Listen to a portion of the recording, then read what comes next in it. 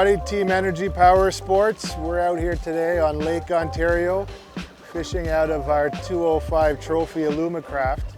And I guess today we want to touch a little bit on early summer programs and how we switch over our baits and run a bit different of a program. We're fishing today Port Credit, our home water, and we're starting off typically like we like to in the shallower zone, 60-foot range off the cement plants, which many that know us, this is some of our favorite waters that have produced some good fish for us over the years. We have our new team member, Jake Bartlett, here with us today. He'll just finished up school and he's out here ready to help us do some fish and hopefully get on some top leaderboards in the tournament standings. It's weekend after King of Kings, and we've had a big east blow pretty much since a Sunday, and it's rolled some warm water down to the west end. The only one of the reasons I mentioned King of Kings is, we base a lot of our season off these events, from typical programs, typical trends we follow or look back to get a better understanding of how the lake's reacting. Pretty typical right now. We have 64-degree surface, so this is kind of that time of year when the fleas start showing up, unfortunately. And we've got our braids in today, but I think we're only a few days left of the braids before they'll get gummed up with our fleas, and then we'll switch over to some monos. Obviously the wire and the dipsies aren't affected by the fleas, but riggers are. So we got our lines in the water, just like all of us. We're waiting on that first strike, and it might give us a little bit of opportunity to get actually into some of the colors, patterns, and baits we're going to use. So let's dig into that.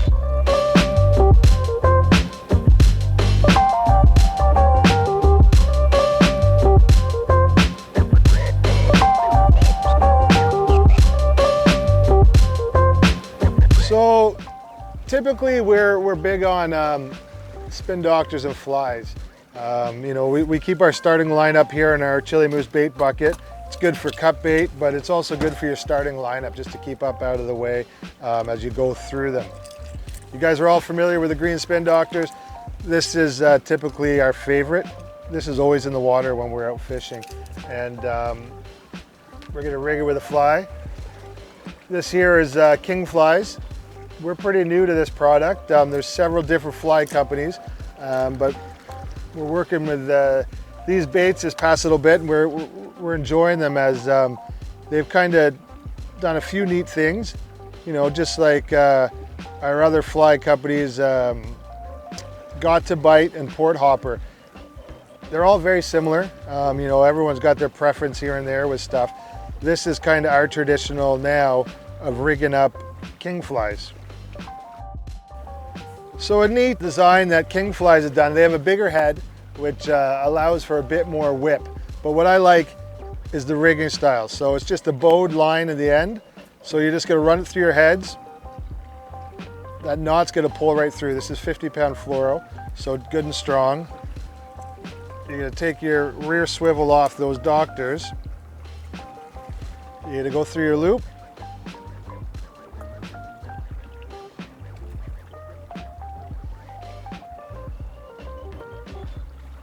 Pull it through, now cinch it. Get that knot through that hole, cinch it up. Fins or no fins, I typically no fins. I'm sure they go down sometimes without us noticing which either side they go on. I'm pretty confident in them all. And that's our lead length. So I'm gonna put that at about 14 to 16 inches. We'll even go a bit shorter on different days. Some of the key factors why we like flies and doctors is we troll fast. We've touched on that a few times. Typically 3 miles an hour, and I like to get these things moving. Shorter the lead, the more action you get on your fly.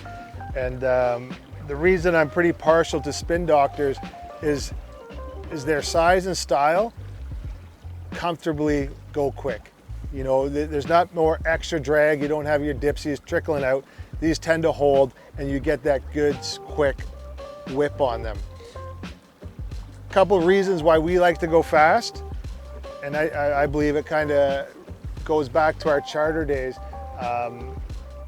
the more water you cover, typically your averages go up for bites. So my theory behind that is if we're doing 3.5 compared to someone that's doing 2.5, we're about 30% more coverage.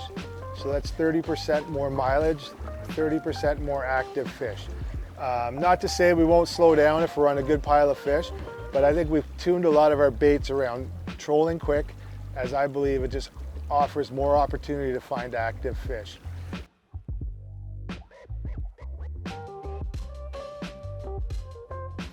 So generally with the two riggers, we run a high and a low, and our low is our deep rigger, which we run about 10 to 12 foot leads on him.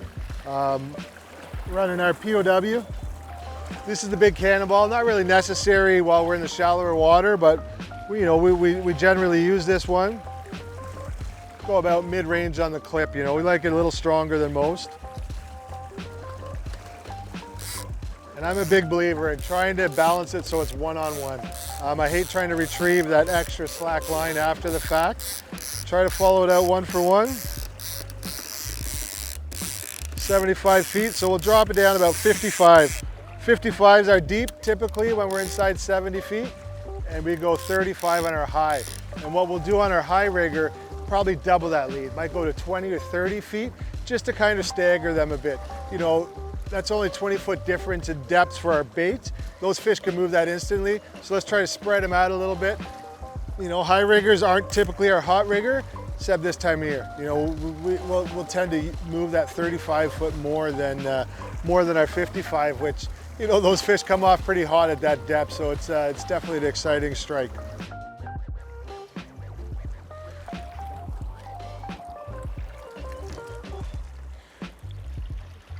So we typically run with our starting lineup pre-rigged on our dipsies, bouncing around. We don't like to have them on the rods, so we'll just set up straight out. Typical leader, we tend to go about 6-foot lengths, and when we're running our flasher flies, spin doctor flies, 30-pound fluoro is our go-to. Just strong enough to hold, but flexible enough to allow our baits to move. And again, no snubbers. I don't know, snubbers either way, do or don't. We've gone back and forth, like I always say, what we do isn't exactly right, but we've gone away from the snubbers over the years. So we often like to let our baits trickle out. We're gonna run probably 120 to 140. But if you let it trickle with a nice slow speed that your flasher is actually still getting action, you can pick up strikes up higher, and it kind of opens you up to get a better feel of where the fish are sitting at. So this is generally how we go about it. And if you get a fish do pull on you while you are letting it out, we often just thumb it until that fish is done and then tighten up that drag. Can't say it happens too often, but definitely had some scenarios where it gets pretty exciting, because with a drag that loose, they can pull some good line. We let them trickle out till we're at our depth, and then we'll tighten it back up and get it where we want it. So I find speed and temp come up in a lot of conversations when chatting with the angling community about their programs or what made their days successful or what they've pinpointed out to help them trigger strikes. And I always find guys are a bit thrown off by the fact that I've never run speed or temp probes. Not that I see anything wrong with them.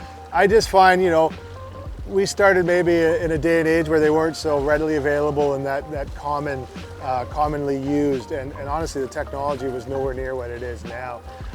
So I guess maybe some of the theories behind our approach is, we tend to figure out when we're trolling too fast, our dipsies are trickling, as we always have our set tensions on the drags. And if the angles on our downrigger balls are pointed out too far, we're typically moving too fast. And temperature, yes, I do understand there's a lot of theory behind fish bite. I know I talked to a lot of anglers, and they have their ideal temps. They always run their probes at 42, 45, 50, which is great. You need something to base your days off of. but I find sometimes you're selling yourself short by strictly working those zones. I typically like to fish marks. And you know, those marks, of course, they could be sitting in warmer water or not the most ideal water, but I also feel you could trigger strikes in different temperatures. You know, the theory behind the ideal temp for biting, I don't disagree with, but I also have seen a bit of data now, which we're actually going to touch on once we have Professor Graham Raby talk on his temperature studies, that these fish will often move out of those temps. And if you're only working those, you know, you might be selling yourself short throughout the rest of the day when these fish might be sitting in warmer, even colder, or higher columns in the water. So again, we're big on fishing marks opposed to temperature, but I find in the theory we go by there, my ideal program is inside 70 feet. So if I can get fish inside 70 feet with 6 to 8 rods, we can really spread out and cover all depths of water. You know, I feel these fish can move really quickly. You know, they get the pulse and the vibration from a bait 20 feet away, they could be there instantly. So with our 6 rods, you know, we could get a good enough spread there that we got all columns covered. And maybe that's why, you know, our strengths are in shallower and our deeper water. You know, I'm not gonna say we're bad at it, but it's definitely not our strengths in our tournament program. So, you know, I covered a lot in that. I just kind of look at it, yes, I believe in temp probes and for speed and temperature, but I also typically fish outside of those as, you know, if a fish is sitting in 30 feet, but that temp 65 degrees, which the average guy wouldn't fish, you know, we've triggered those strikes, right? So I just kind of say to these guys, go with what you know, go with the program, your temp and depth, work with that, but don't feel too afraid to step out of that, you know, occasionally just to see if you trigger some strikes, because it might open your mind to just a wider spectrum of depths and temperatures. So to follow with our theory of fishing the shallower water there, 60 to 70, we'll put our flashers and flies out in our lead core. I know a lot of guys are weighted steel, which definitely works well as well. For us, we've always kind of worked with lead core as it's user friendly when we started before these weighted steels came out, which we're now getting accustomed to. But yeah, we'll definitely run a Spin Doctor fly behind an 8 color, 7 color. Like to get a spoon out too, you know, in case the bite's on spoons, that you can pick up on a few little things you want to change in your program. But out in our 8 color there, which is my favorite, we have an E-chip.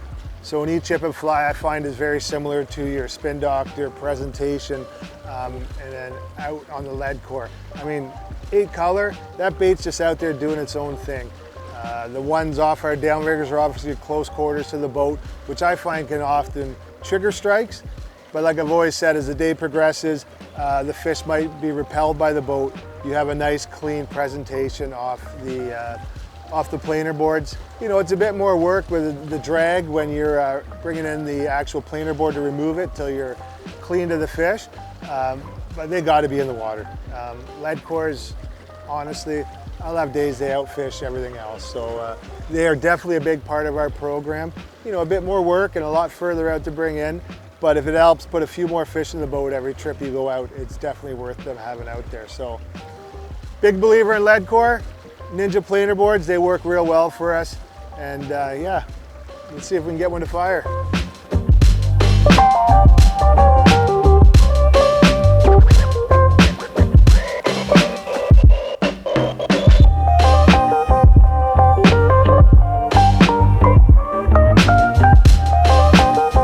So we got young Jake hooked up here. Let's see what he's got. You know, his first fish while he's on Team Energy, but so far, yeah.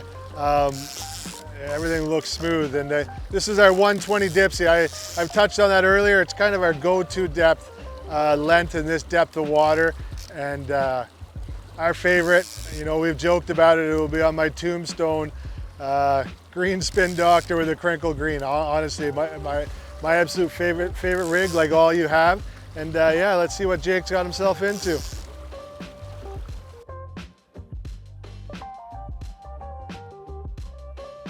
Fish is still out a bit, but we like to kind of prepare ourselves, you know, create a landing platform.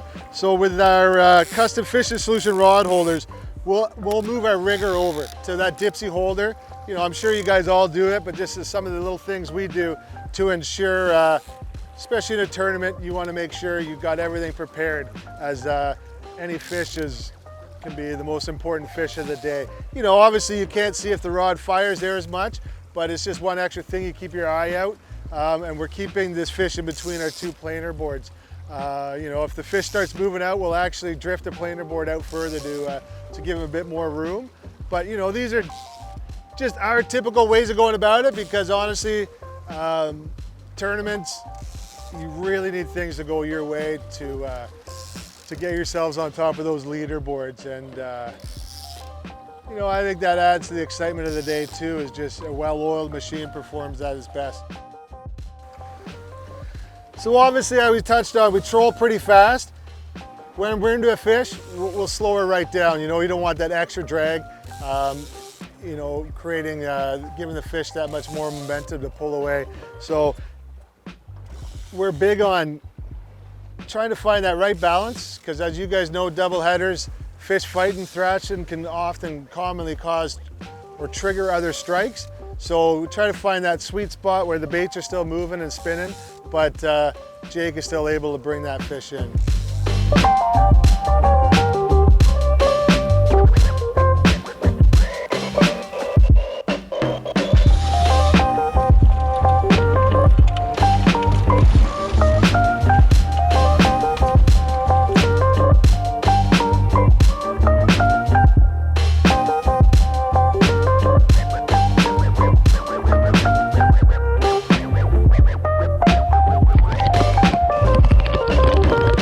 So the skies have opened up on us here, and I don't see an end in sight. So you know, it looks like the transition's on.